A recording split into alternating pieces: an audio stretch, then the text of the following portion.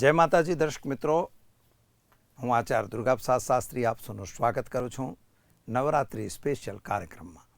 અહીંયા માતા સિદ્ધદાત્રીની વાત થાય છે. સિદ્ધદાત્રી નવમી દેવી, નવમી માતા એટલે સિદ્ધદાત્રી. પહેલાં માતા અંબિકાને વંદન કરીએ અને ત્યારબાદ આપણે આગળ વધીએ, જાણીએ શું છે માતાનું મહત્ત્વ, શું છે તેનું સ્વરૂપ, કેવી રીતે તમે માતાની આરાધના કરશો અને શું તમે પ્રાપ્ત કરશો. તો ચાલો પહેલાં માતા અંબિકાને વંદન કરી લઈએ. ઓમ શૂલેન પાહિનો દેવી પાહિ ખડગેન ચાંબિકે ઘંટા સ્વનેન નઃ પાહિ ચાપજ્જાની સ્વનેન ચ. જે અમને તમામ પ્રકારના કષ્ટોમાંથી મુક્તિ આપતી હોય અને એ કષ્ટમાંથી આપણે મુક્ત થતા હોઈએ એવી માતા જગદંબિકાને પ્રથમ વંદન કરીએ. દુર્ગે સ્મૃતા હર્ષભીતમશેષ જંતો સ્વસ્તે સ્મિતા મતિમતીવ શુભામ દદાશી દારિદ્ર દુઃખ ભયહારણ કાતુ ધન્યા સર્વોપકાર કરણાય સદાર્થ ચિત્તા.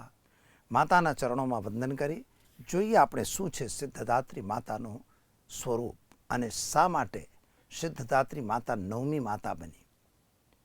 મિત્રો, આપણે પહેલાં પણ વાત કરેલી છે કે શૈલપુત્રી માતાનો પ્રાદુર્ભાવ થાય છે જ્યારે ચરાચર જગતની અંદર કોઈ પણ પ્રકારનું એક જ્ઞાન નહોતું. એટલે ચરાચર જગત જ્યારે અજ્ઞાનમાં હતું, એ અજ્ઞાન પ્રમાણેને જે જગત હતું એ જગત ખરેખર થોડુંક વિચિત્ર હતું. એની અંદર જ્યારે બ્રહ્મચારિણી માતાએ પોતાનો તપ વેર્યો, એ તપથી એની અંદર એક જ્ઞાન આવ્યું. એટલે જ કહેવાય છે પ્રથમમ શૈલપુત્રી ચ દ્વિતીયમ બ્રહ્મચારિણી તૃતીયમ ચંદ્રઘંટેતી કુષ્માંડેતી ચતુર્થકમ. એટલે પ્રથમ જ્યારે થયું તો શું થયું કે જે પ્રથમ માતા શૈલપુત્રી, બ્રહ્મચારિણી, ત્યારબાદ ચંદ્રઘંટા માતા. ચંદ્રઘંટા માતાને આપણે વાત કરીએ પ્રમાણે એની અંદર સિદ્ધિની શરૂઆત થાય છે. જ્યારે તમને કોઈ સિદ્ધિની પ્રાપ્તિ થશે તો એ તમે સમજી શકો છો કે સિદ્ધિની પ્રાપ્તિની સાથે સાથે તમારી અંદર એક અલગ ઉર્જા ઉત્પન્ન થશે અને એક ઘંટાર્ણવ થયો.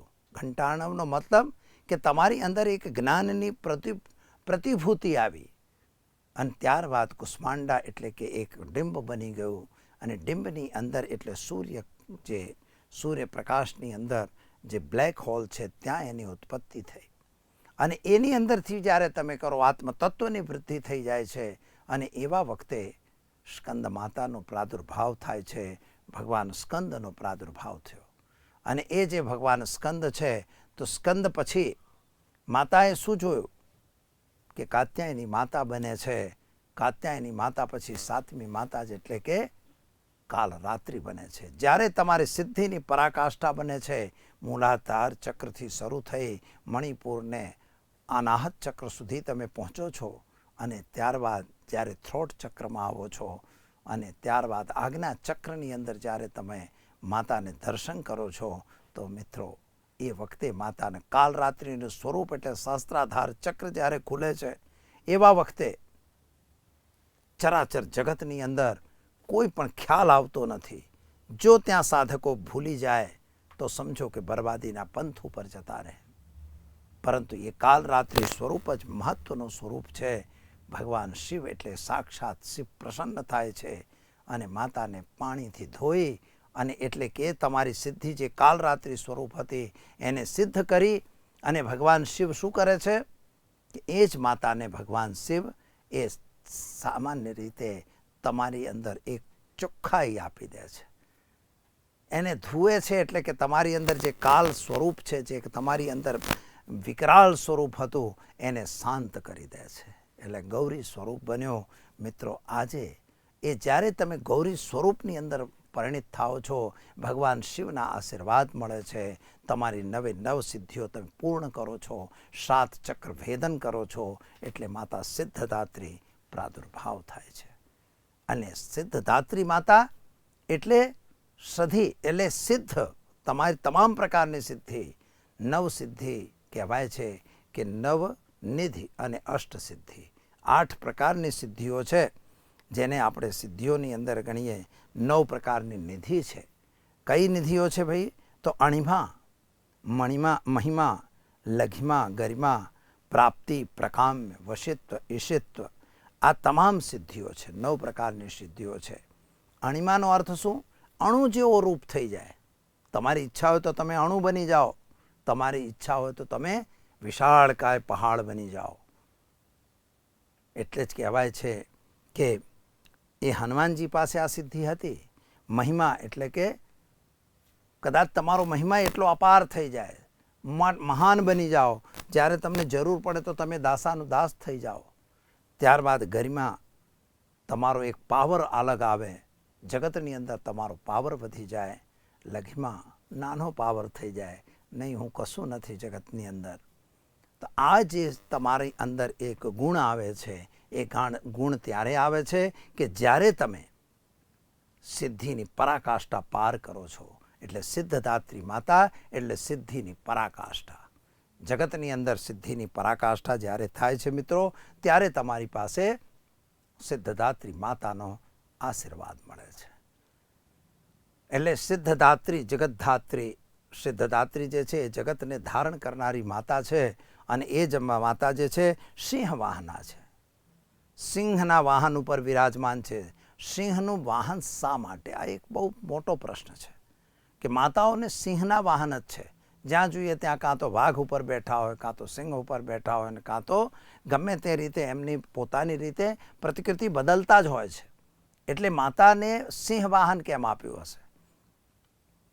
ભગવાન વિષ્ણુએ તો ગરુડ ઉપર બેસીને ફર્યા, ભગવાન શિવ તો બળદ ઉપર લઈને ફર્યા. માતાઓ બી બળદ પર છે, પરંતુ સિંહ વાહના મોટા ભાગની માતાઓ છે. તો સિંહનો અર્થ થાય છે મિત્રો ધર્મ. આ યાદ રાખજો. કારણ કે ધર્મના પંથ ઉપર જો તમારે ચાલવું હોય તો તમારે લોઢાના ચણા ચબાવવા જ પડશે. અને એ માતાઓએ સિંહ વાહના કરી છે, સિંહ ઉપર સવારી કરી છે. એટલે એને સિદ્ધિઓની પરાકાષ્ઠાને પોતાના કંટ્રોલમાં કરી છે. તમને જ્યારે સિદ્ધિની જરૂર છે ત્યારે એ માતાઓ જ સિદ્ધિ આપી શકે છે. એના સિવાય જગતની અંદર કોઈ કારણ બનતું નથી. સામાન્ય રીતે જ્યારે તમે દુર્ગા સપ્તશતીના પાઠાવૃત્તિ કરતા હો તો પહેલેથી લઈને છેલ્લે સુધી તમે દુર્ગા સપ્તશતીના પાઠાવૃત્તિ 13 અધ્યાયનું રોજે રોજ તમે જે પાઠ કર્યા હતા એ પાઠમાંથી સામાન્ય રીતે શું હોય છે કે કેતુ નામનો જે ગ્રહ છે, તો કેતુ નામના ગ્રહ ઉપર માતા સિદ્ધદાત્રીનો અધિકાર છે. એટલે સિદ્ધદાત્રી માતા એ ખરેખર કેતુ ગ્રહથી પ્રાપ્ત છે. હવે કેતુ પણ મોક્ષની પ્રાપ્તિનો ગ્રહ છે. જ્યારે જ્યોતિષની અંદર જાઓ તો કેતુ એ મોક્ષ પ્રાપ્તિનો ગ્રહ છે. તો મોક્ષ પ્રાપ્તિ ક્યારે થાય? જ્યારે તમે સિદ્ધદાત્રી માતાની શરણમાં પહોંચો. એટલે તમારે મોક્ષ મેળવવું. કારણ કે આવા ગમનનો આપણને કોઈ મતલબ નથી. જ્યારે તમે પૃથ્વી પર આવ્યા છો અને જ્યારે મોક્ષની પ્રાપ્તિ કરો એટલે પુનરપી જનનમ પુનરપી મરણમ પુનરપી જનની જઠરે શયનમ, એ વસ્તુમાંથી જ્યારે તમે પરે થઈ જાઓ ત્યારે તમને ફાયદો મળે છે. તો દર્શક મિત્રો, સામાન્ય રીતે સિદ્ધદાત્રી માતા તમારી શરીરની અંદર કોઈ વીકનેસ હોય, કોઈ કમજોરી હોય, કોઈ આળસ હોય, કોઈ તમને તકલીફ પડતી હોય, બુદ્ધિ તમારી ઓછી હોય, એટલે કે મંદ બુદ્ધિ હોય, અથવા તો તમારી વિવેક બુદ્ધિ ઓછી થઈ ગઈ હોય, તમને જ્ઞાન તંતુઓ તમારા ડૂબી ગયા હોય, તમારા જ્ઞાન તત્વો કામ ન કરતા હોય, પછી તમારી માટે વિદ્યાર્થી વર્ગ, ખાસ કરીને બુદ્ધિનો ઉપયોગ કોને જોઈએ? તો વિદ્યાર્થી વર્ગ. એમાં મહાલક્ષ્મી સરસ્વતી બી આવી ગઈ. મહાસરસ્વતીની બી વાત છે. ઓમ હ્રીમ હ્રીમ હ્રીમ હૃદયક બીજે સસુરુચિ કમલે કલ્પ વૃક્ષસ્ય શોભે ભવ્ય ભવ્યાનુકૂલે કુમતિ વનદહે વિશ્વવંદાઘ્નિ પદ્મે પદ્મે પદ્મોપવિષ્ટે પ્રણજન્મના શાંપાત યંત્રી પ્રીત લુષ્ટજ્ઞાનમ કૂટમ હરિનિર્દયતે દેવી સંસાર સારે. આ સંસારની અંદર જે છે ખરેખર જે લાપ્ત થયું હોય, કોઈ તકલીફ હોય, ઓક્સિજનની ઉણપ હોય કે કોઈ બી પ્રકારની કમી જો વ્યક્તિની અંદર હોય તો ખરેખર માતા સિદ્ધદાત્રીની પૂજા કરવી જોઈએ.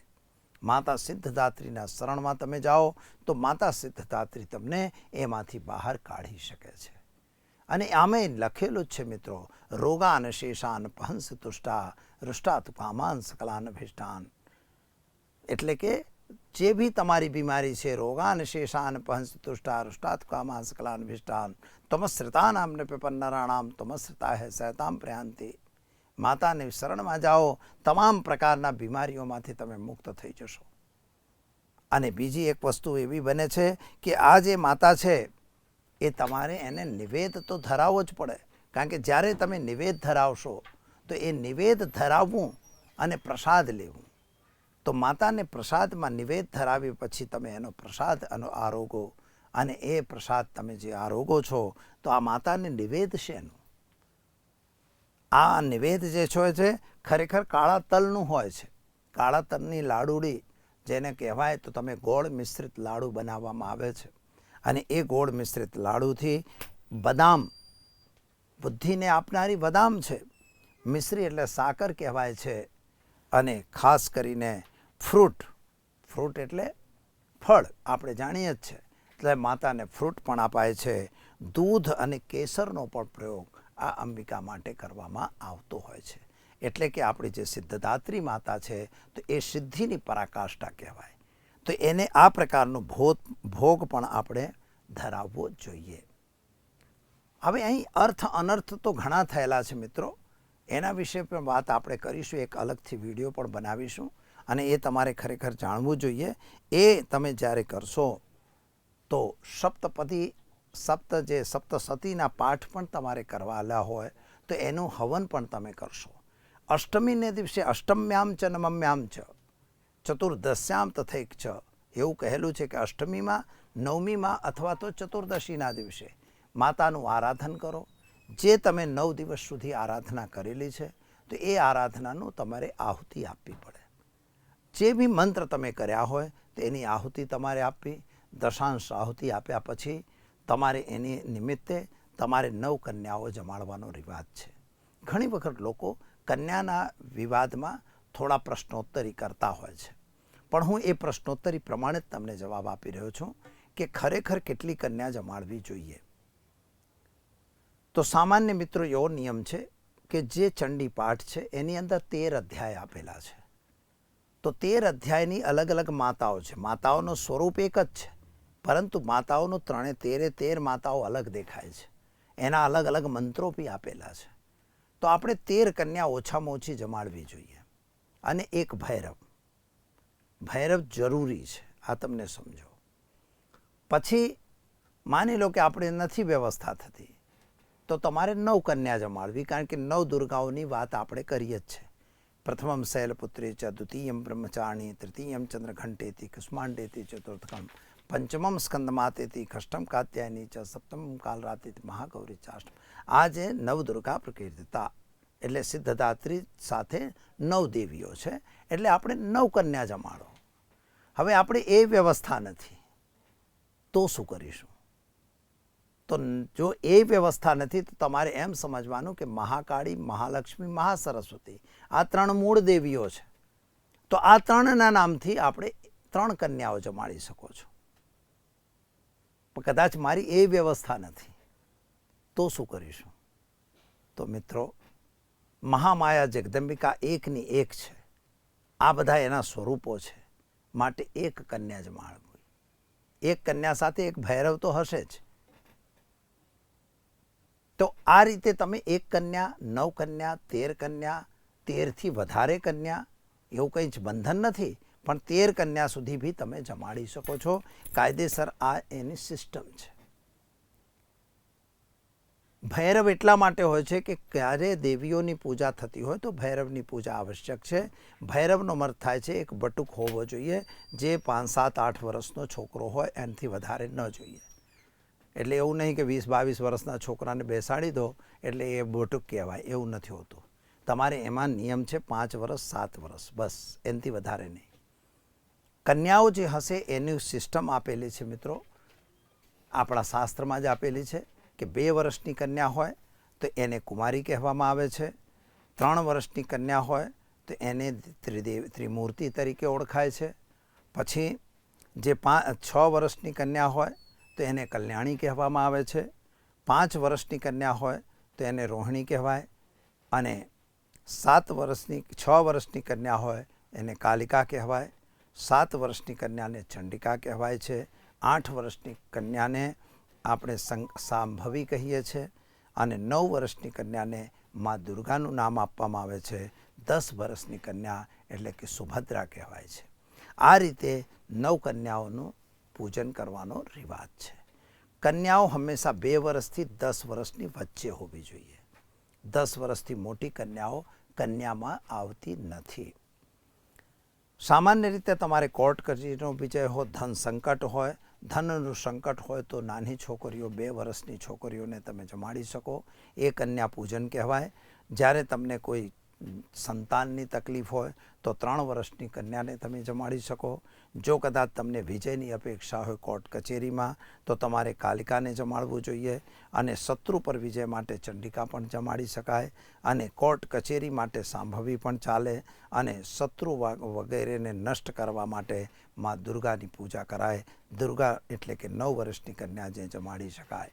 તમામ મનોકામના પૂર્ણ કરવા માટે સિદ્ધદાત્રી માતા એટલે કે સુભદ્રાને પણ જમાડવામાં આવે છે. આ રીતે તમે કરી શકો છો. કઈ કન્યાઓ જમાડશો તો એનો પણ એક પ્રશ્ન છે કે દાખલા તરીકે તમારે વૈશ્ય કન્યા જમાડશો તો વ્યાપારમાં વૃદ્ધિ થશે, શુદ્ર કન્યા જમાડશો તો નોકરીમાં તમને ફાયદો થશે, નોકરીમાં પ્રમોશન વગેરે મળશે, બ્રાહ્મણ કન્યા જમાડશો તો સ્વાસ્થ્યની પ્રાપ્તિ થશે, નોકરી વગેરેની તમને પણ પ્રાપ્તિ થશે, અને વિદ્યાની પણ પ્રાપ્તિ થશે. અને જો ક્ષત્રિય કન્યા જમાડશો તો તમારા માટે સુરક્ષા પ્રાપ્ત થશે. આ એના સિસ્ટમ આપણા દેવી ભાગવતમાં પણ આપેલી છે, અને દુર્ગા કલ્પદ્રુમ નામના પુસ્તકમાં આપવામાં આવેલી છે. એટલે આપણે આ રીતે માતાઓનું પૂજન કરવું જોઈએ. તો દર્શક મિત્રો, એનો એક નાનકડો ઉપાય છે.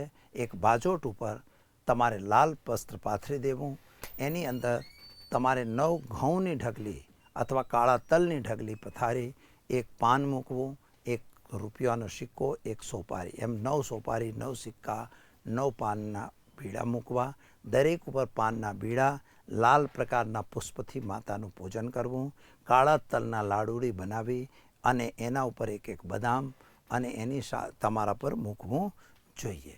એ મૂકી તમે એનું પૂજન કરો, અને મંત્રમાં ઓમ ગંગ ગણપતય નમઃ મંત્રનો 1 માળા કરવી, અને ઓમ ઐં હ્રીં ક્લીં સિદ્ધદાત્રી દેવ્યે નમઃ એ મંત્રની તમારે 9 માળા કરવી જોઈએ.